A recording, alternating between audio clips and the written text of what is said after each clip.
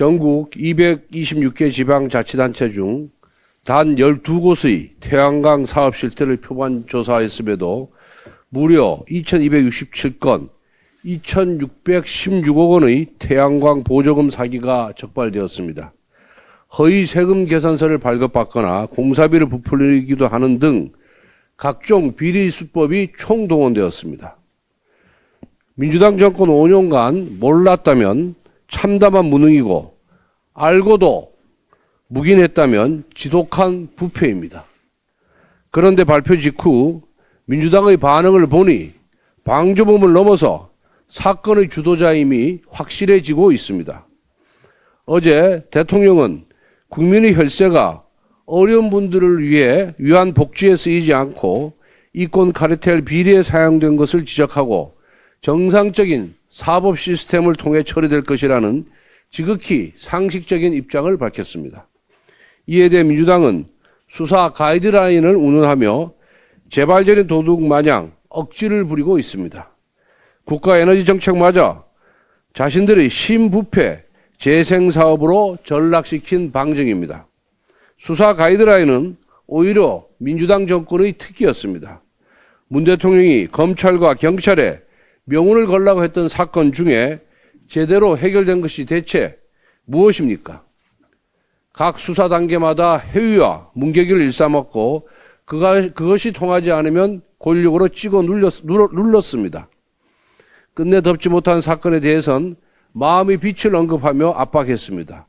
즉 명운을 걸고 자신들의 부패 사건을 막으라는 것이 지난 문정부의 진심이었던 것입니다. 그랬던 민주당이 무슨 자격으로 비판을 할 수 있습니까? 에너지 정책은 국가의 존폐가 달린 안보 문제이자 경제 문제입니다. 곳곳에 들이운 이권 카르텔의 사기 행각을 걷어내는 것이 곧 안보 정책이고 경제 정책인 이유입니다. 다시 한번 정부에 촉구합니다. 부패 카르텔 척결에 진정으로 명운을 걸어 주십시오. 오늘은 제가 원내대표로서 주재하는 마지막 원내대책회의입니다.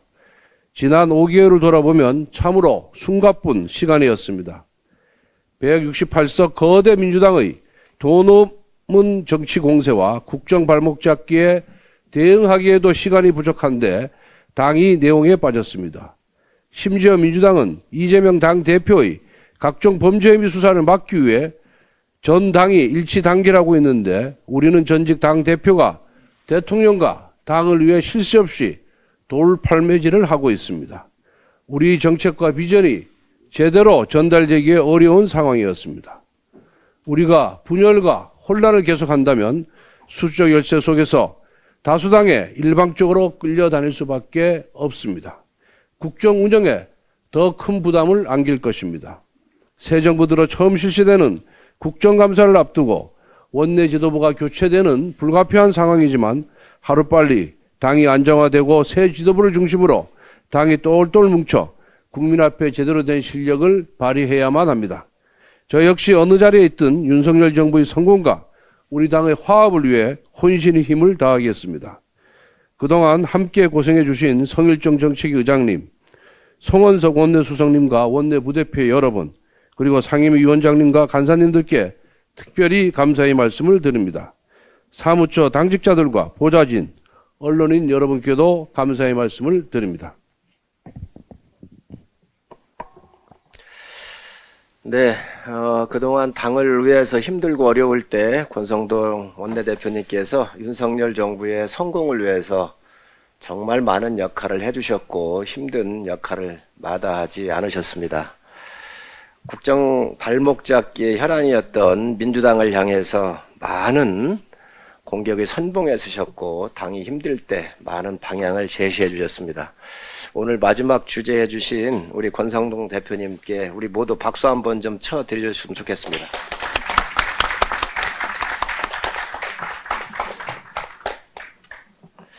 이재명 대표의 입만 열면 거짓말이 이제 펜만 들어도 거짓말로 커지고 있습니다.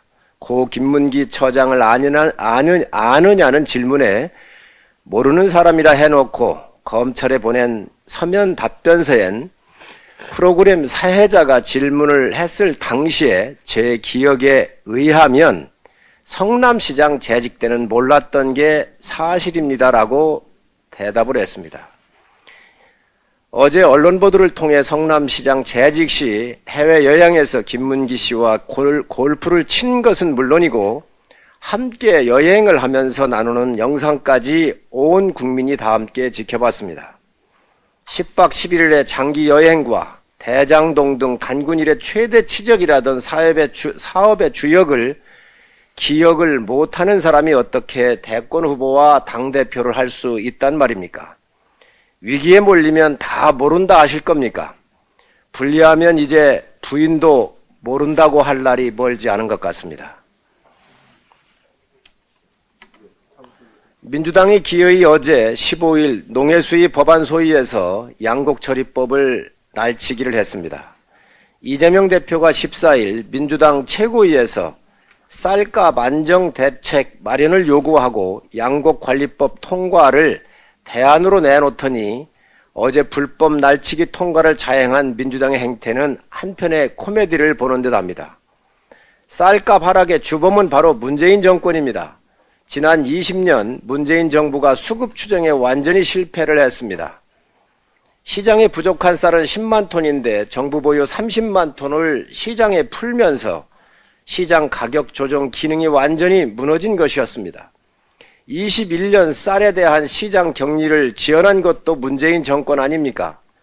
쌀 대신 대체 농작물 제도도 폐기시킨 것도 바로 문재인 정권입니다. 윤석열 정부 들어 정부가 10만 톤 추가 격리를 실시했고 농협이 6만 톤 추가 격리가 또한 있었습니다. 9월에 정부의 정확한 작황 통계가 나오면 구곡과 함께 신곡의 신속한 격리가 이루어질 것입니다. 이재명 대표님, 사법 리스크의 국민적 지탄을 피하기 위해 농민들에게 얕은 술수 부리지 마시기 바랍니다. 민생하면서 쌀값에 대한 고해 성사도 없이 양곡관리법 통과시키는 쇼를 중단하시기 바랍니다. 시장경제를 중시하는 대한민국입니다. 상식으로 돌아오시기 바랍니다. 민주당이 노란봉투법을 시키겠다고 나섰습니다. 노란봉투법이 아니라 민주노총 방탄법입니다. 대한민국은 현역 대통령도 탄핵하고 감옥에 보내는 지엄한 나라이며 법 앞에 모든 국민이 평등한 나라입니다. 대우조선 사태처럼 불법과 탈법으로 회사와 국민, 국가에 엄청난 피해를 끼쳐도 처벌과 배상을 못하게 하겠다는 법이 누구를 위한 법입니까? 위대한 대한민국이 민주노총 강성 노조들의 짓밟혀도 치외 법권지대를 만들어주겠다는 것입니까? 대한민국은 사법정의가 살아있는 나라임을 명심하시기 바랍니다. 포스코가 지난 흰남노 피해를 신속하게 복구해 나가고 있는 것은 다행스러운 일입니다. 하지만 세계적 수준의 대한민국 대표 제철소가 미리 예고된 태풍에 철저히 대응하지 못하고 73년 창사 이래 50년 만에 셧다운된 점은 분명히 그 원인을 파악하고 재발을 방지해야 할 사안입니다.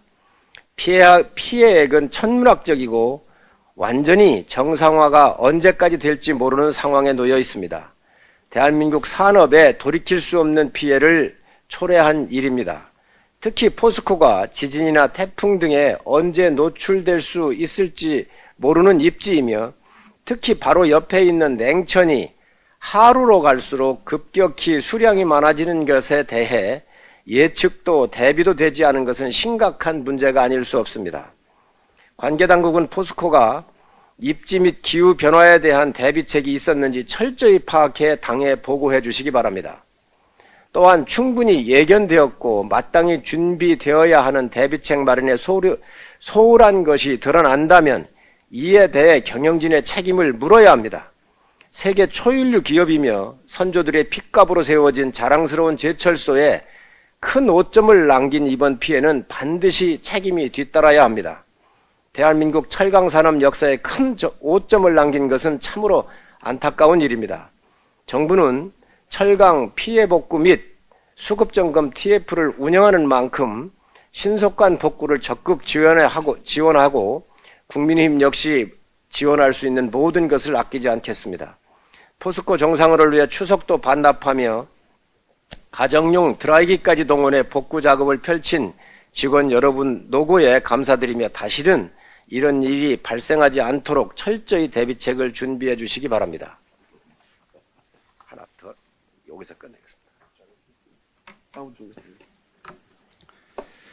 예, 권선동 원내대표님, 그간 우리 당이 정말 어려운 시기에 당의 원내대표로서 중심을 잡고 당을 잘 이끌어 주신 데 대해서 진심으로 감사하다는 말씀드립니다. 그동안 정말 고생 많으셨습니다. 뜨거운 박수를 보내드립니다. 예, 윤석열 대통령께서 18일부터 시작되는 순방 중에 미국 뉴욕에서 열리는 유엔 총회에서 미국, 일본과 각각 정상회담을 한다는 반가운 소식이 있습니다. 바이든 미국 대통령과는 약 4개월 만의 만남입니다. 그리고 한일 정상회담은 약 2년 10개월 만에 이루어집니다.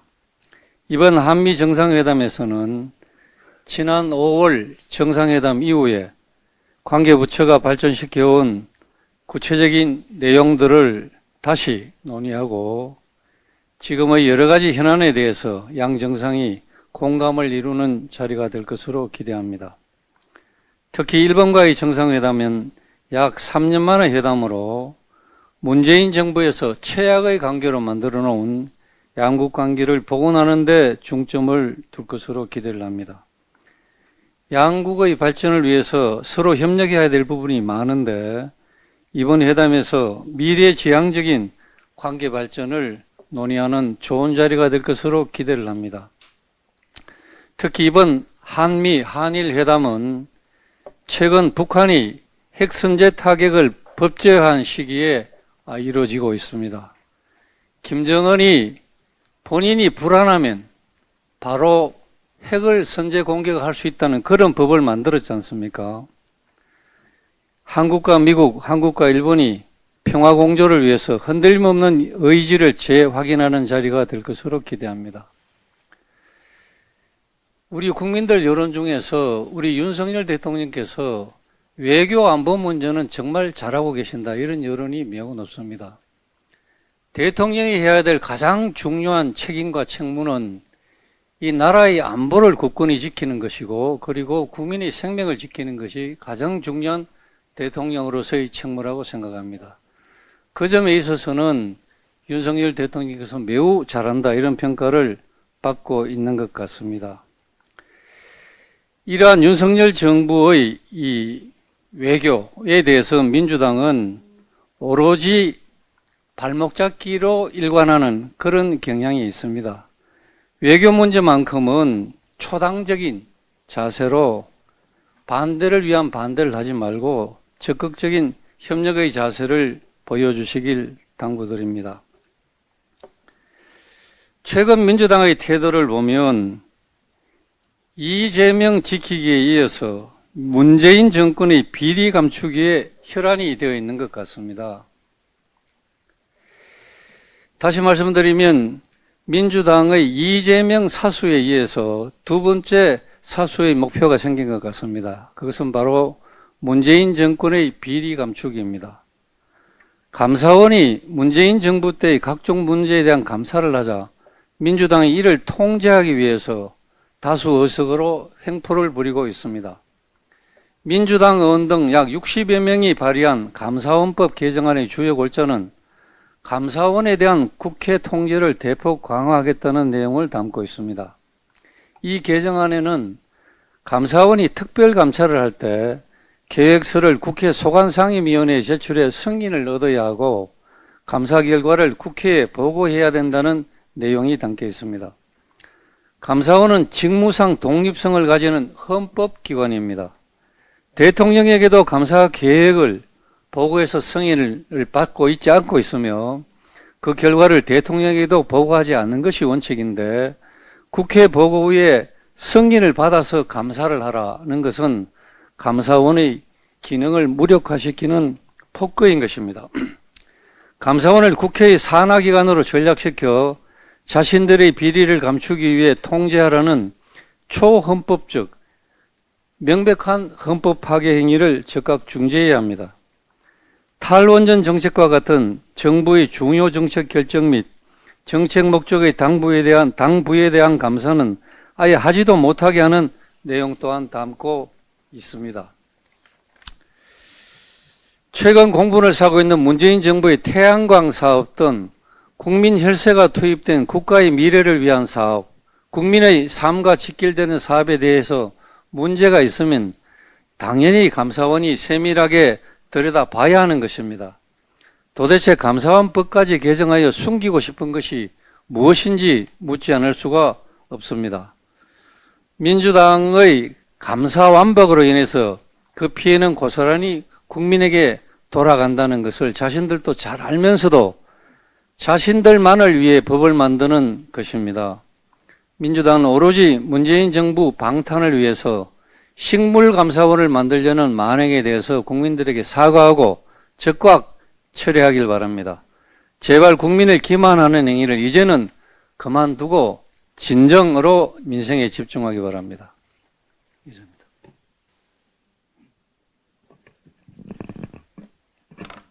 네. 민주당의 의회 독재적인 막가파식 행태를 강력히 규탄합니다. 민주당은 과방위의 정청래 위원장이 여야 간에 협의도 없는 상임위 전체 회의를 단독으로 소집을 하고 개최를 하면서 독재적인 행태를 보인 적이 있습니다. 심지어 우리 당의 집권 여당임에도 불구하고 우리 당의 간사조차도 선임하지 못하고 있는 현실입니다.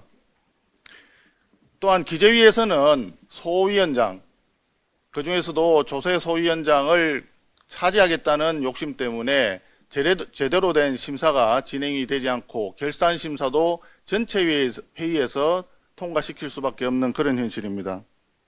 어제는 농해수위에서 소위원회에서 사전에 합의도 없이 정회했다가 속개를 하면서 바로 의결을 해버렸습니다. 양곡관리법이 굉장히 중요하고 우리 당에서도 농민들을 지원하기 위해서 또 쌀값을 지지하기 위해서 정부와 여러 가지 대책을 협의하고 있었지만 그것을 다 무시하고 민주당에서는 단독으로 소위에서 의결을 했습니다. 그리고 그 과정에서 민주당의 간사는 우리 당의 간사와 합의를 했다라고 회의장에서 공식 석상에서 거짓말까지 했습니다. 개탄할 일이 아닐 수 없습니다. 이뿐만이 아닙니다. 민주당은 아무런 결격 사유가 없는 이원석 검찰총장 후보자의 인사청문 결과 보고서 채택을 거부했습니다. 검찰 수사를 앞두고 있는 이재명 대표를 의식한 목리이자 막가파식 행태가 아닌가 걱정하는 목소리가 많습니다. 이원석 총장은 청문회 과정에서 부동산, 자녀 문제 등 일체 문제 제기가 없었고 공정한 검찰을 내세우는 부당한 인사였지만 오로지 이재명 방탄을 위해서 가용한 모든 수단을 동원하는 민주당이 국회를 정쟁의 장으로 끌고 가는 것 아닌가 걱정하는 목소리가 높습니다. 심지어는 이재명 대표에 대한 수사와 재판을 물타기할 목적으로 김건희 여사에 대한 특검법까지 제기하고 있는 상황입니다. 과거 민주당은 게임의 룰을 정하는 선거법을 패스트트랙으로 날치기 처리해서 재미를 봤던 그런 추억이 있습니다. 이번에도 아마 그런 추억에 젖어서 막가파식 김건희 특검법을 자신들 입맛에 맞도록 패스트트랙으로 처리하려고 했던 모양입니다. 그러나 시대 전환에 조정훈 의원이 특검 발의는 민주당의 추석 전 거대한 정치쇼라고 반대함으로써 무산되고 있습니다. 그러자 민주당에서 마음이 조급했는지 어떻게 국회에 들어오게 됐는지 되돌아보라 하면서 조정훈 의원을 압박하고 공개적인 겁박을 시작했습니다. 대한민국의 국회의원은 각자가 헌법기관이고 헌법에 의하면 국회의원은 국가 이익에 우선하여 양심에 따라 직무를 행한다고 규정하고 있습니다. 정당 역시 헌법에 민주적으로 운영되어야 함을 명시하고 있습니다. 그런데 지금 현재 민주당의 행태를 보면 더불어민주당에서 자기들끼리의 더불어는 있는지 모르겠지만 민주가 있는지 여부는 굉장히 의심스러운 상황입니다. 지금이라도 늦지 않았습니다. 민주당은 헌법과 법률에 따른 국회의원과 정당의 소임을 다하고 범죄 의혹을 받고 있는 이재명 대표는 당국의 수사에 적극 협조해야 할 것입니다. 한 가지 더 말씀드리겠습니다. 은행 노조들이 속한 금융노조가 오늘부터 총파업에 들어간다고 합니다. 금융노조는 임금 인상률 5.2%, 주 4.5일제 시범 실시, 금융공공기관 혁신안의 중단, 이런 사항들을 요구하고 있습니다. 고금리로 인해 지난 2분기 말 가계부채 총액이 1869조입니다. 영업활동만으로 이자조차 내지 못하는 한계 기업이 2년 새에 24%나 늘었습니다. 서민들의 변동금리 이자 부담을 줄이기 위한 안심전환 대출 신청이 15일부터였습니다. 지난 8월 19일 총파업이 결의된 이후 수많은 국민들이 수해와 태풍 등으로 삶의 터전을 잃고 일상의 회복도 요연한 상태입니다. 은행권이 고금리로 인한 이자 장사라는 비판을 받은 게 하루 이틀이 아닙니다. 평균 연봉 1억 원이 넘는 고액 연봉자들이 있는 금융노조가 탐욕의 투쟁을 벌일 때가 아니란 이야기입니다. 금융노조는 NH농협과 우리은행 등에서 불참을 선언함으로써 파업 참여율이 저조할 것으로 예상되고 있다는데 왜 파업 참여율이 저조한지 스스로 반문해 봐야 할 것입니다.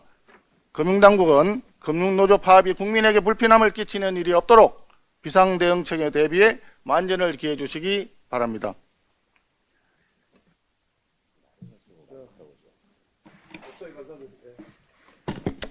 예, 송원석 수석에 이어서 이원석 검찰총장 후보자의 청문 보고서 및 채택과 관련해서 말씀드리겠습니다. 법사위 간사 정점식 의원입니다. 오늘 이원석 검찰총장 후보자에 대한 국회 인사청문 경과보고서 채택이 기한을 넘겨서 무산되었습니다.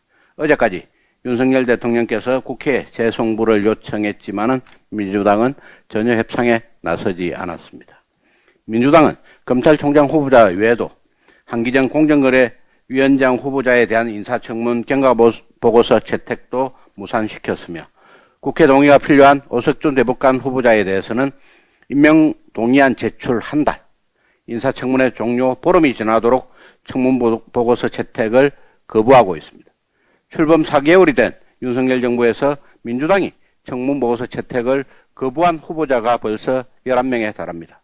인사청문회를 통해서 부적격 후보자를 걸러내는 과정은 필요하겠지만 아무런 흔결이 없는 후보자들에 대하여 정쟁과 꼬투리 잡기로 청문보고서 채택을 미루며 다수당의 횡포를 일삼는 민주당은 국정 발목 잡기를 멈춰야 할 것입니다. 이상입니다.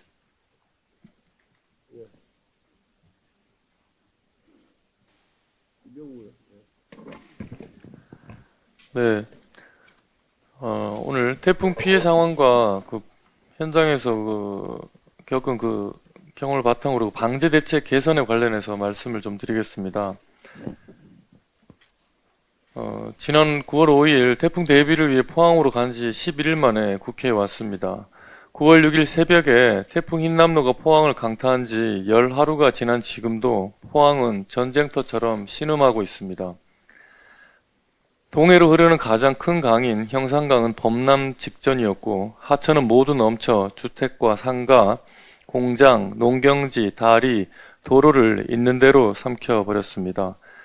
감사하게도 전국 각지에서 한달음에 와주신 1만 1천여 명의 자원봉사자, 1만 2천여 명의 공무원, 해병대를 비롯한 3만 3천여 명의 군인들이 열흘 넘도록 복구 작업을 해주고 있습니다.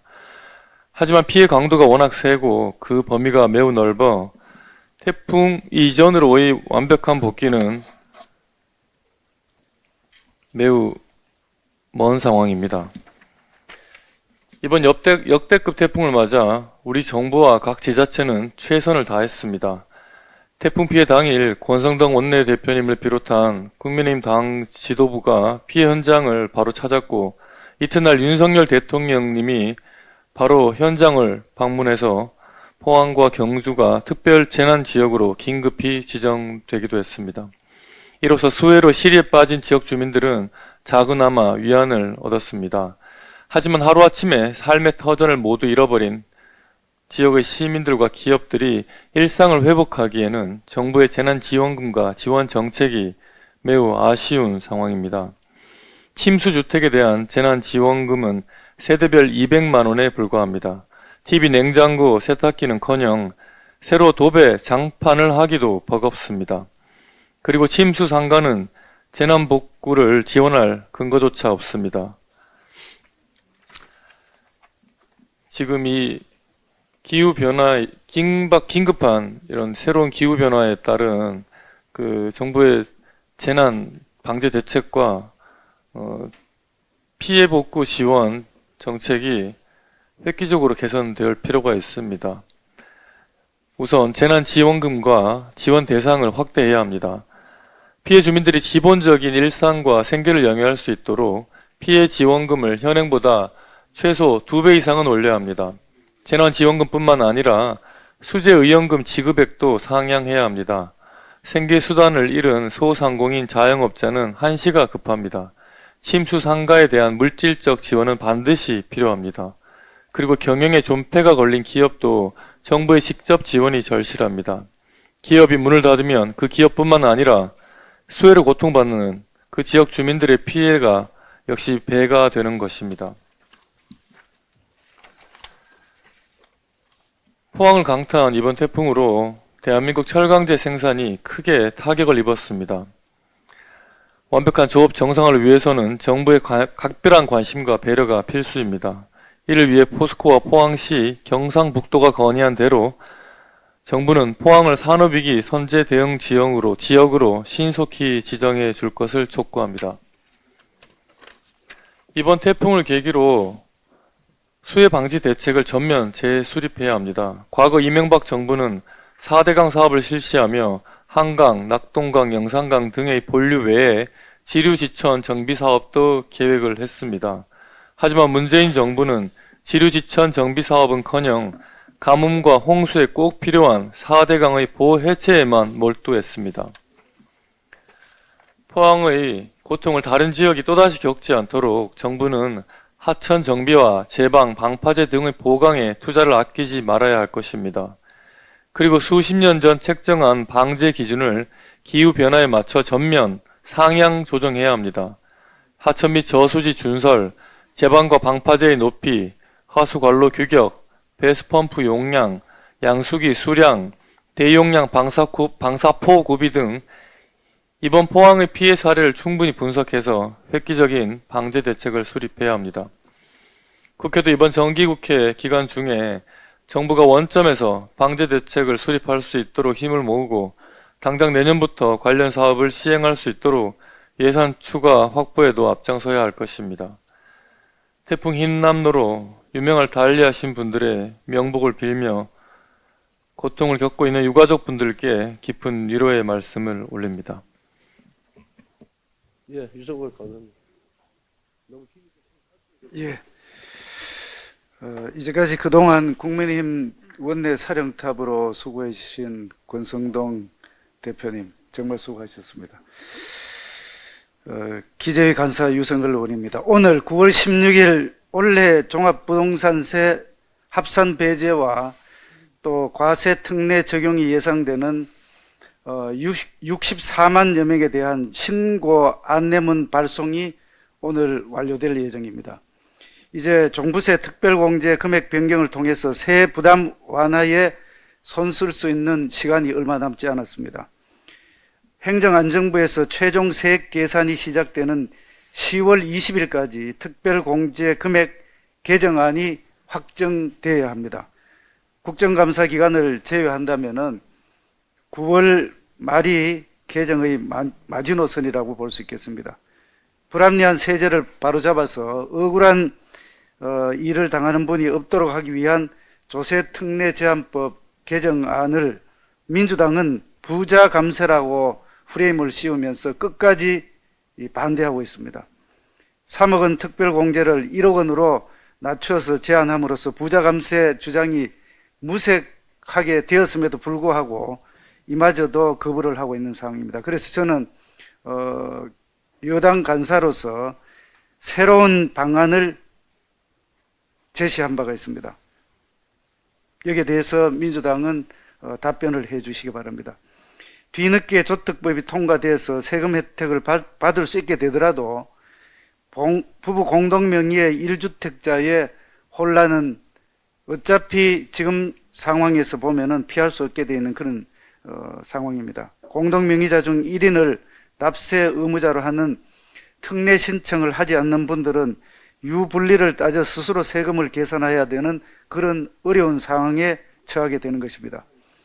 지난 9월 1일 여야 합의문에 조세특례제한법 개정안은 올해에 집행할 수 있도록 합의하여 처리한다고 명시되어 있습니다. 합의가 계속 미뤄져서 10월 22일까지 처리하지 못한다면 그나마 혜택을 받을 수 있는 1주택자까지도 혼란을 겪게 될 것입니다. 더불어민주당은 합의문 이행에 적극 나서 주실 것을 다시 한번 촉구합니다.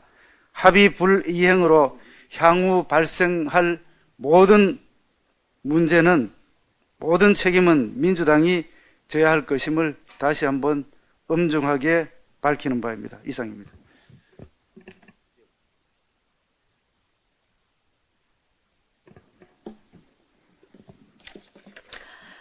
산업통상자원중소벤처기업위원회 간사 한무경입니다. 정부 여당은 흰남노 태풍으로 인한 피해 복구를 위해 연일 피해 현장으로 내려가 대책 마련에 집중하고 있습니다. 태풍 피해 직후 윤석열 대통령께서는 포항과 경주를 직접 현장을 방문하셨고 권순동 원내대표를 비롯한 원내 지도부도 직접 내려가셔서 피해 상황과 대책을 점검한 바 있습니다. 추석 연휴 직후 지난 13일에는 산업위 소속 국민의힘 의원, 구자근 의원, 양금희 의원, 엄태영 의원, 이인선 의원과 피해 지역 출신 지역구 의원인 김병욱 의원과 함께 오천시장과 현대제철, 포항공장, 피해 중소기업 현장을 중점 점검을 했습니다. 피해 현장은 언론보다 훨씬 더 심각한 상황이었습니다. 포스코, 현대제철을 비롯한 대기업부터 중소기업, 전통시장과 주택 등에는 태풍이 핥히고 간 흔적이 여전히 남아 있었습니다. 포항 시민을 비롯한 기업인과 근로자, 공무원 등 너나 할 것 없이 구슬땀을 흘리며 복구에 여념이 없지만 정상화까지는 많은 시간이 필요할 것으로 보였습니다. 산업부는 14일 철강수의 복구 및 수급 점검 TF 및 민간 합동으로 철강 수급 조사단을 구성했습니다. 앞으로 피해 상황을 정확히 파악하고 산업피해 진단 및 그에 맞는 대책을 수립할 것입니다. 정부는 극심한 피해로 망연자실한 중소기업과 전통시장, 소상공인 등 민생 현장에 더 목소리에 귀를 기울여야 할 것입니다. 특히 중소기업들은 피해 복구 장기화로 인해 생산은 물론 판매 중단에 따른 신용등급 하락과 대출 조건 악화 등에 큰 염려를 하고 있었습니다. 전통시장을 비롯한 상인들은 가뜩이나 경기 침체로 힘든데 막대한 피해 복구 비용은 물론 영업 중단에 생계가 막막한 상태였습니다. 관계부처와 금융당국은 피해 복구는 물론 재난구호 및 금융재정지원 등 범정부 차원의 종합대책 마련에 적극 나서길 부탁드립니다. 예, 이상입니다.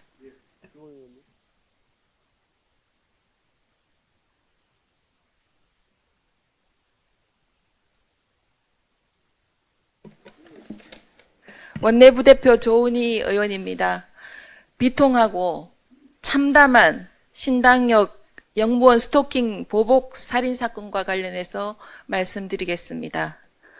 스토킹 범죄로 재판을 받던 범죄자가 스토킹 피해자에 대한 보복 살인을 할 때까지 국가는 어디에 있었느냐 국민이 묻고 있습니다.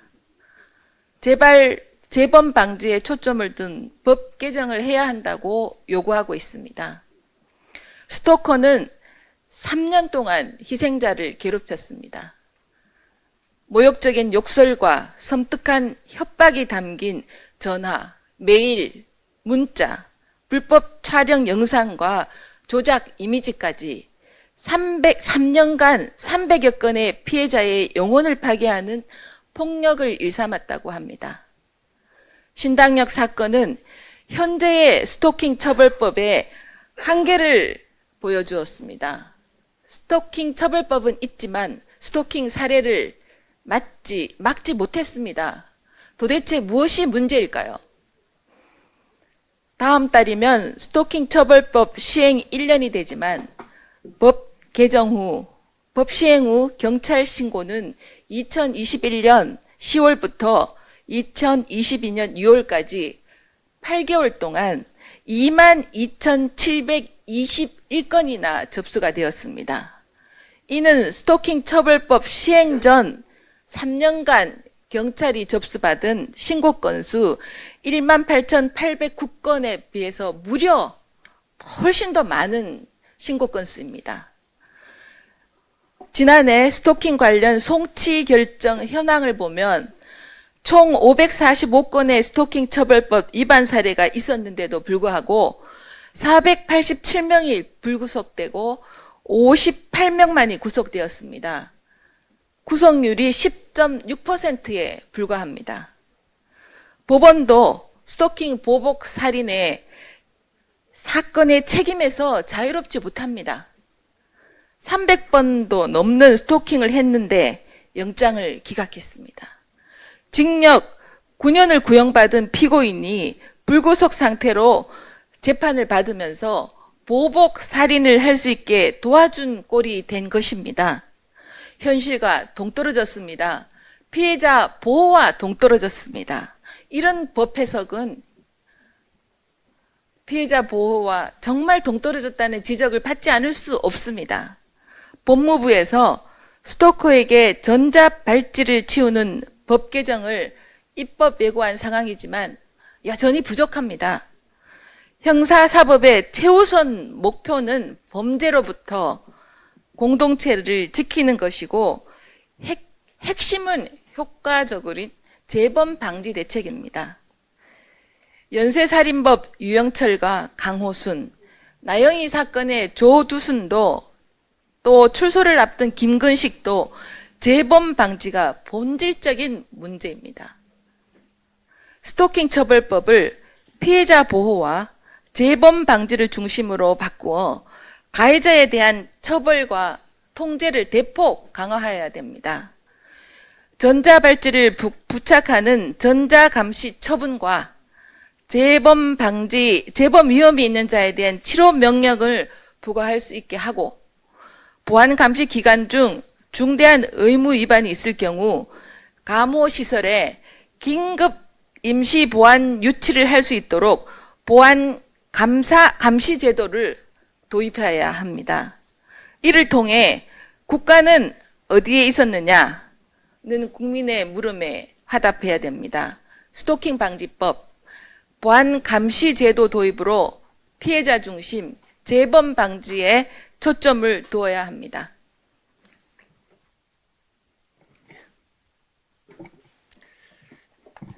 예. 지난 2020년 TV조선 재승인 심사 과정에서의 점수 조작 의혹을 둘러싼 공방이 더 큰 의혹을 불러일으키고 있습니다. 한상혁 위원장의 방송통신위원회는 재승인 심사를 위해 분야별 외부 전문가로 심사위원회를 구성했으며 심사위원회 독립적 점수평가에 관여하지 않았다고 주장하지만 설득력을 얻지 못합니다. 수정 흔적이 드러난 것은 당시 TV조선 재승인 심사 항목 가운데 공적 책임 공정성의 실현 가능성과 지역사회 문화적 필요성, 줄여서 말하면 공정성 항목입니다. 여기서 심사위원 간 큰 점수차가 났습니다. 무려 2배나 됩니다. 자의적 심사가 가능한 이른바 정성평가 항목인데요.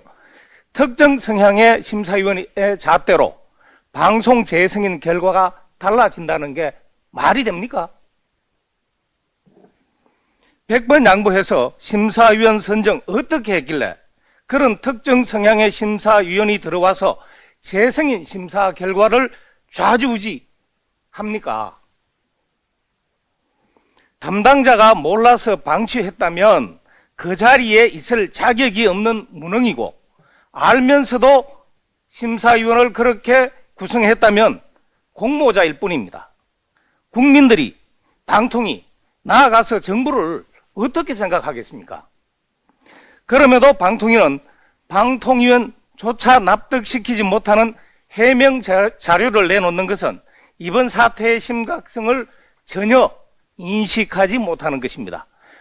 한상혁 위원장의 방통위는 진실을 밝혀야 합니다. 검찰 수사에서 강제로 밝혀지는 것보다는 스스로 밝히고 국민들의 이해를 구하는 것이 그나마 조직 존립의 근거를 조금이라도 찾게 될 것입니다.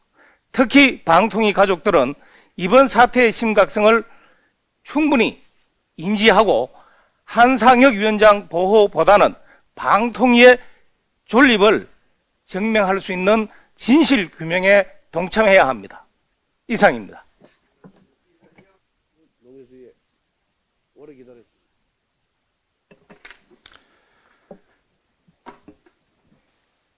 어제 국회 농해수위 농림법안 심사소위에서 민주당은 거짓말을 동원한 날치기 법안 통과 만행을 저질렀습니다.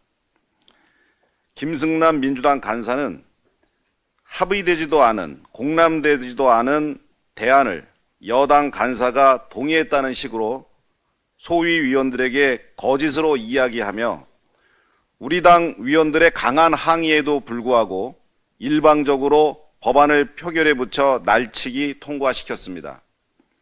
이 같은 내용은 회의록에 명확히 나와 있습니다. 심지어 민주당은 날치기 법안 처리로 심사하지 못한 나머지 안건들에 대해 오는 19일 일방적으로 소위를 열어 심사하겠다는 일방적 통보를 해왔습니다. 우리 국민의힘 농해수위 위원들은 민주당의 거짓말 날치기 법안 통과에 깊은 유감을 표함과 동시에 절차적 하자로 처리한 법안 의결은 원천 무효임을 명확히 하고자 합니다. 아울러 민주당의 거짓말 날치기 법안 통과에 대한 진정한 사과와 재발 방지 약속 없이는 향후 농해수위 일정에 함께할 수 없음을 분명히 밝히는 바입니다. 그리고 날치기를 주도한 김승남 소위원장의 즉각 사퇴를 촉구합니다. 지금의 우려스러운 낮은 쌀값은 지난해 문재인 정부가 쌀 생산량 추계를 잘못하여 격리 물량을 너무 적게 잡고 격리 시기도 적기를 놓쳐 발생한 문재인 정부의 정책 실패의 결과입니다. 우리 국민의힘은 윤석열 정부와 함께 문재인 정부와는 달리 선제적이고 과감한 대책을 통해 산지 쌀값 안정화 도모에 최선의 노력을 다할 것입니다. 감사합니다. 예, 수고하셨습니다. 지금 민주당이 다수 의석을 믿고 여야 간의 협치와 상생의 정신을 저버린 채 각종 상임위를 독단적으로 운영하고 법안을 날치기 처리하고 있습니다. 우리가 집권 여당입니다. 민주당에 의한 일방적인 국회 운영에는 절대 저희들이 응할 수가 없습니다. 협조할 수도 없습니다. 다시 한번 우리 원내수석께서는 국무조정실장에게 연락을 해서 일방적인 국회 운영에 정부가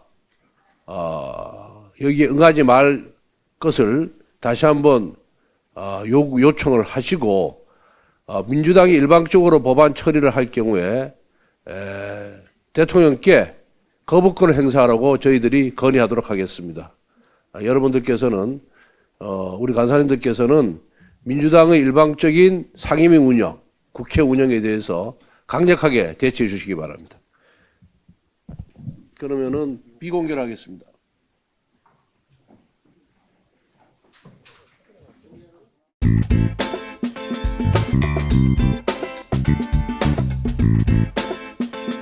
있습니다.